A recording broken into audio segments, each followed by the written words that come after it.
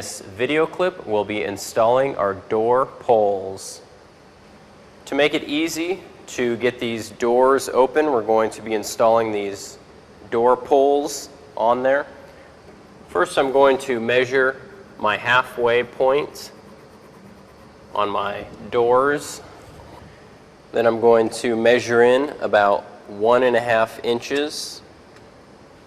After that, I'm going to drill a hole the same size as the shank of the screw.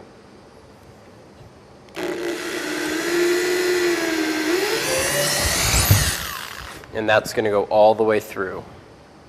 Next, I'm going to place my screw through that hole. And then I'm going to screw on the knob. Now I can test them out.